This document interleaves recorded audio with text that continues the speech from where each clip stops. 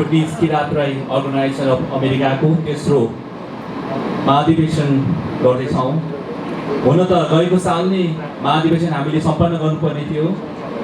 यो चाहिँ पेन्डेमिकको कारणले गर्दाखेरि हामीहरूले गएको साल पुरा गर्न सकेनौँ र त्यसैले यो वर्ष हामीले जुटाएका छौँ। पेन्डेमिकको कारणले धेरै साथीहरू यस महाधिवेशनमा आउन सक्नु भएन। जतिजना आउनुभएको छ सबैजनालाई केन्द्रको तर्फबाट र आयोजकको तर्फबाट हार्दिक स्वागत पनि गर्दछौँ र धन्यवाद भन्न चाहन्छौँ। सुरुमै यसरी नै आजको यस महाधिवेशनमा उहाँ समाजसेवी पनि हुनुहुन्छ। भुटानी समुदायमा पनि धेरै विशेष अतिथिको आसन ग्रहण लिदिनु हुनको लागि पनि म हार्दिक अनुरोध गर्न चाहन्छु। श्री एमबी सामलिङज्यूलाई पनि अतिथिको आसन ग्रहण लिदिनु हुनको लागि म हार्दिक निवेदन गर्न चाहन्छु। अगाडि आएर यो पाटोमा कृपया यो अलिकति हल सानो भएको हुनाले गर्दाखेरि हामी धेरै राम्रो चाहिँ आफ्नो प्रतिष्ठा बनाउनु भएको थियो। अहिले आएर चाहिँ सरी खाँदैन पगरी बुझेर हामी चाहिँ सम्मान गर्नेछौँ। कृपया पगरीको लागि सहयोग गर्नु।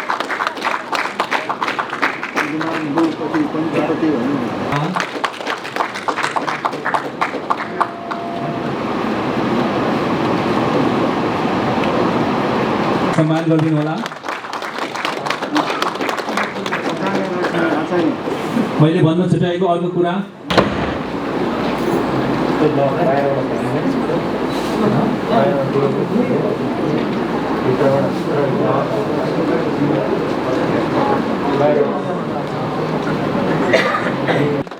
सम्मान गरिदिनु हुनको लागि पनि म श्री आजबहादुर रूपबुङज्यूलाई हार्दिक अनुरोध गर्न चाहन्छु।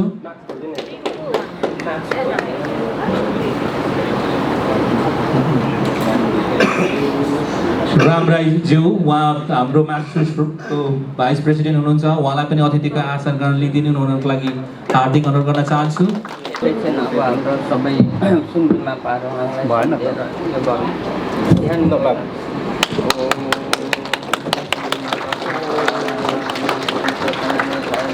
सुन्दैछ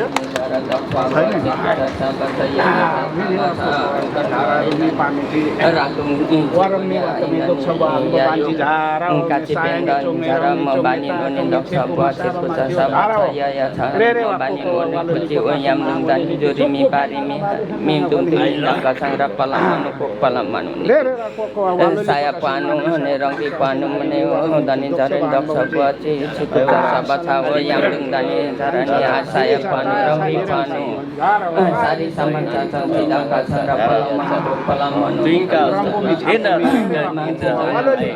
ikiaro convention darara kasaci yumi untuk misalnya semua sodewa yum sumni jara sumni saya paru saya sumni suku FM balu FM sewa mungang छबर दिरुको सेवा धारा मुक्लियाङ सेवा नै हुनेछ र यो ऐतिहासिक प्रोग्राम र ऐतिहासिक कार्यक्रमहरूलाई हामीले महत्त्व दिनुपर्ने एक हो। अर्को कुरो म के जानकारी गराउन चाहन्छु यहाँलाई भने अहिलेसम्मको कार्यकालमा विकिआरओ अब गए वर्ष 2-3 वर्ष अगाडिको कुरोमा कम्पेयर गर्दाखेरि हाम्रो विकिआरओ अलिकति पछाडिएको हो कि कमजोरी भएको हो कि भन्ने मैले महसुस गरेको छु। यहाँले के गर्नु भएको छ, कसरी सोच्नु भएको छ, विकिआरओ कसरी कमजोरी हुँदै गयो त भन्ने बारेमा म छोटकारीमा यहाँलाई जानकारी दिन्छु। गए साल यो कोभिडको कारणले गर्दाखेरि अलिकति हामी इन पर्सन कन्ट्याक्टमा हुन सकिनौँ। तर हामीले कन्फरेन्सहरू चाहिँ गर्दै नै आएको हो। हाम्रो एमी चामलिङज्यू हुनुहुन्छ यहाँ स्वयं, आइता सर हुनुहुन्छ, हाम्रो दिपेनज्यू हुनुहुन्छ। उहाँहरू भनेको एउटा कस्तो भने एउटा यो समाज अब विकिआरओको चाहिँ उहाँ चाहिँ अब जन्मदाताहरू नै भनेर म चाहिँ भन्छु। त्यस कारणले हामीले कन्फरेन्सहरू त गर्दै नै आएको। तपाईँ कन्फरेन्समा पनि हामीले कतिवटा पायौँ कि क्षेत्रबाट उपस्थिति नजनाएको। यसको अर्थ के हो त भन्दाखेरि हाम्रो विकिआरओ चाहिँ अलिकति कमजोरी हुँदै गएको हो कि भन्ने मलाई महसुस लाग्यो। किनभने यो कन्फरेन्समा त कम्तीमा 1 घन्टादेखि लिएर 1.5 घन्टा लगभग 2 घन्टाको हुन्छ समय। यसमा पनि यहाँले उपस्थिति नजनाएको मैले पाएको छु। रिबेट अथवा ऋषि मुदोमीलाई चाहिँ हामीले लिखितमा चाहिँ उतार्नु भन्ने चाहिँ हाम्रो विचार धारणा हो होइन। मैले यसमा चाहिँ साह्रै यो गरेको छु, मन लागेको छ मलाई। यो चाहिँ अब कसरी हुन्छ हाम्रो सेन्ट्रल कमिटीहरूद्वारा अथवा हाम्रो प्रत्यक्ष अब क्षेत्रको पदाधिकारीज्यूहरू सबै मिलेर कसरी हुन्छ यसलाई चाहिँ लिखितमा चाहिँ उतार्नु भन्ने चाहिँ मेरो चाहना हो। यहाँहरूले कस्तो के प्रतिक्रिया दिनुहुन्छ? उँधौली उँभौली आदि इत्यादि सेन्ट्रल कमिटीले गर्नुपर्ने हुन्छ, एरेन्ज गर्नुपर्ने हुन्छ, तर बजेटको सोर्स भनेको सेन्ट्रलमा छैन। सत्य कुरो हो यो चाहिँ। अब त्यो सोर्स चाहिँ को हो त भन्दाखेरि क्षेत्र हो नि त। क्षेत्रले चाहिँ नाइनास्ती भनेर आफ्नो हिसाब किताबले सहयोग गरेन भने त सेन्ट्रलले के गर्ने? सेन्ट्रल त हेरेरै हुन्छ नि त।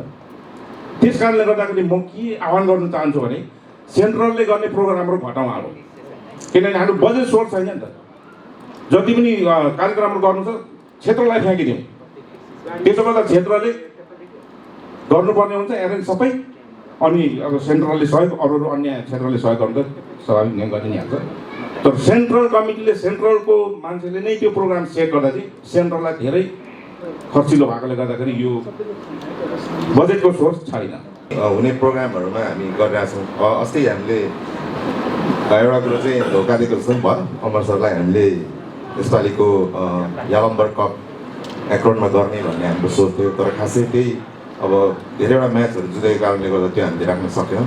त्यसमा हामी एकदमै क्षमा चाहन्छौँ।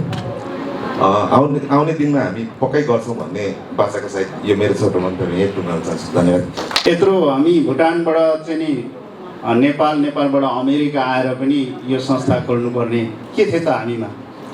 तर वास्तविक कुरोहरू हाम्रो इतिहास के हो, हाम्रो संस्कार संस्कृति के हो, भाषा भेषा र आफ्नो मुदुमी आफ्नो ऐतिहासिक कुरोहरू के हो भन्ने कुरोलाई लिएर हामीले यसलाई अगाडि बढाउने, हाम्रो एउटा समुदाय भावी पिँढीलाई अगाडि बढाउने र सुनाइराख्ने देखाइराख्नुको लागि यो हामी सबै लागि परेर हामी यति टाढा टाढाबाट पनि हामी भेला भएर केही कुराहरू छलफल गरेर यसलाई कसरी अगाडि बढाउने भन्ने कुरोमा नै हो यो हाम्रो सम्मेलन महासम्मेलन। यो 3 वर्षको थियो। तर बिल बुक्सहरू इन्डिभिजुअल अब हामीले भर्खरै सुरु गरेको छ हेर्छौँ, त्यही पनि हामीले यसो सरहरूलाई भयो भने सकियो भने हामीलाई बिल बुकहरू उपलब्ध गर्न सकिदिनु भयो भने त्यसको लागि हामी धेरै धेरै आभारी थियौँ भन्दै मेरो चाहिँ यति नै छ। अहिले अब 50 दिएको मान्छेले 5 परेछ, 5 दिनेले 50 पऱ्यो होला, कसो भयो? अब यसको जनताको गुनासोहरू यहाँ रहेको छ।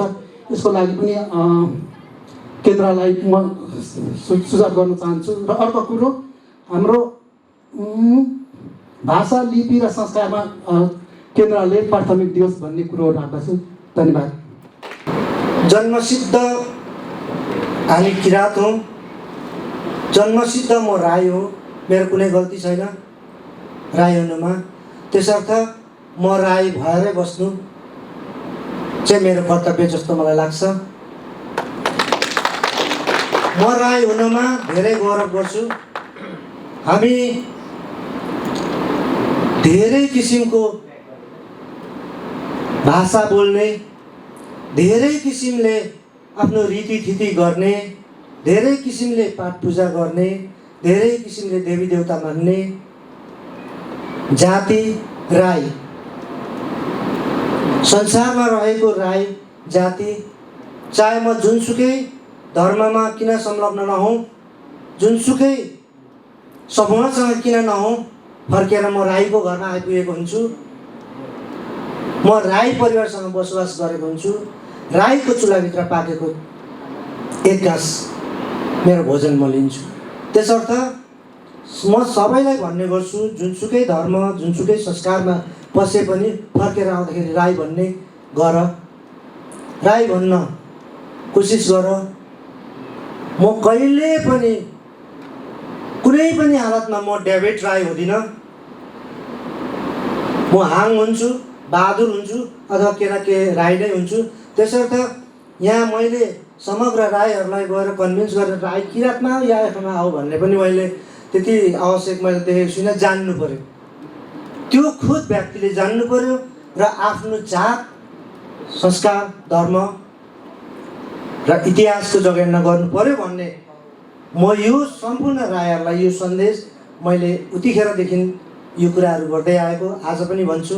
र भोलि पनि हुन्छु र सदैव म राई भएरै बस्छु। यहाँलाई तुमलाङ्गे सेवा मेरो र आज विशेष गरी एउटा कल्चरको बारेमा अनि नानीहरूको कक्षाको बारेमा र युथ मोटिभेसन र इन्फर्मेसन कसरी चाहिँ होइन प्रसार गर्न सकिन्छ यो विषयमा म छोटो कुरो राख्न चाहेँ।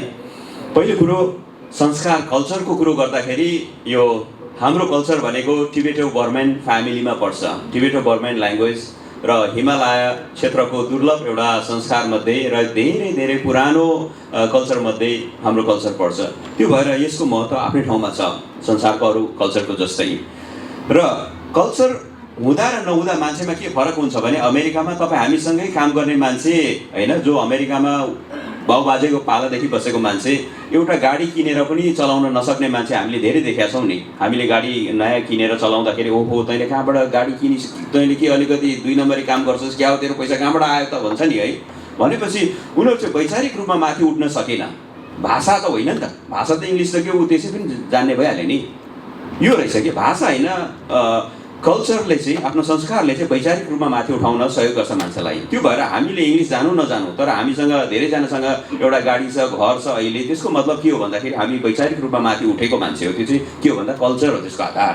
र हाम्रो नानीहरूलाई के भइरहेछ भन्दाखेरि अहिले हो त्यो कुरो ग्याप भइराखेको छ। किनकि नानीहरू न त हाम्रो संस्कारमा छ न त अमेरिकामा प्रचलित होइन यहाँको धर्म संस्कारमा छ। हाम्रो नानी कतै न कतै छ कि बेलामै सानैदेखि कुनै न कुनै कल्चर पक्रेर जानुपर्ने रहेछ, नभएपछि सफलतामा त्यसले ठुलो असर गर्ने रहेछ भन्ने कुरोलाई मैले देखेको छु है। यसबारेमा पछाडि फेरि अलिकति हाइलाइट गरौँ। र नानीहरूलाई अहिले हाम्रो भुटानमा लिङ्गुवा फ्राङ्का भन्थ्यो नि, एउटा बोलिने भाषा, सबै बिचमा बोलिने भाषा भनेको यो जुन मैले बोलिराखेको छु भाषा, यो नेपालीको है। अब हामी राईभित्र पनि धेरै भाषा भएकोले गर्दा क्रस कल्चरल राईभित्र पनि एउटै भाषाको यो छैन होइन, पहुँच छैन। त्यो भएपछि अहिलेलाई हाम्रो धराताल टेक्ने ठाउँ भनेको भाषा यो मैले बोलिराखेको भाषा नेपाली भाषा हो। सुम्नीमा सेवा, पारुहङ सेवा, हेन्खामा सेवा, निनाममा सेवा, छेर्लुङमा सेवा, मारुङमा सेवा, छिबुरु देबुरु सेवा, झारा पाकोमी मागुमी सेवा, झारा रुमी पामी अनकन ओरावा पाचा सेवा। ल सेवा भन्दै आज यो महत्त्वपूर्ण घडी, यो ऐतिहासिक बेला Bhutanese Kirat Rai organisation of अमेरिकाको तेस्रो महाअधिवेशनमा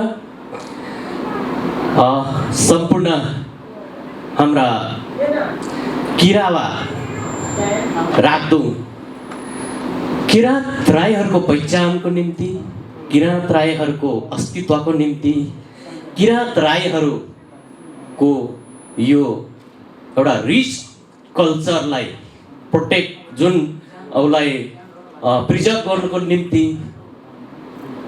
अवरात खटिरहनु हुने हाम्रा विभिन्न विज्ञहरूको शाखाका अध्यक्षज्यूहरू, केन्द्रका अध्यक्षज्यूहरू, अध्यक्ष समितिहरू, मानव जातिको जुन अध्ययन गरिरहेका छ अध्येताहरूले सबैभन्दा संसारमा किराँत जातिको सभ्यता जति राम्रो अरू कसैको छैन भनेर तारिफ गरेको छ। त्यो सभ्यताभित्रको एउटा मूल खाँबो हामी किराँत राईहरू हो। हामीसँग यत्रो सभ्यता, संस्कार, संस्कृति हुँदाहुँदै पनि हाम्रो जातिहरू हामीले हेऱ्यौँ भने 50% हाम्रो सभ्यतालाई तिरस्कार गरेको छ। उनीहरू विसन्तुष्टि छ, उनीहरू चाहिँ हाम्रो बाटो फेरेको छ, परिवर्तन गरेको छ। यो के कारणले भइरहेछ? यो हाम्रो समाजले हामीले यसको गम्भीर विश्लेषण गर्नुपर्ने एउटा ठाउँ छँदैछ। त्यसमध्ये पनि हामीले एउटा के बुझ्न सक्दो रहेछौँ भने जुन जातिहरूले आफ्नो जातिप्रति वितृष्णा गरेर अर्को बाटो फेर्छ, तीदेखि हाम्रो संस्कार संस्कृतिलाई मास्ने र त्यो आक्रमण हुँदै दिनहुँ आक्रमण हुँदै जाने कुरा, त्यसले एउटा चाहिँ हामीलाई त्यो ठुलो क्षति गर्दो रहेछ। र अर्को हाम्रो हामी आफै जति चाहिँ हामी यो संस्कार संस्कृतिलाई अत्यन्त निहालेर बसेको छौँ, माया गरेर बसेको छौँ, हाम्रोमा पनि धेरै कमी कमजोरीहरू छ। त्यसमा हामीले आफैले आत्मआलोचना गऱ्यौँ न भने हामी योभन्दा अझै तल ठाउँमा अर्को ठाउँमा पुग्छौँ भन्ने हामीले निष्कर्ष आफैले निकाल्नुपर्छ भन्ने म यहाँहरूमाथि निवेदन गर्दछु। शपथ ग्रहणको क्रम यसरी सुरु हुन्छ। तपाईँहरूको हातमा यो कागज छ है। Bhutanese Kirat Rai organisation of America INC बोक्रा शपथ ग्रहण। म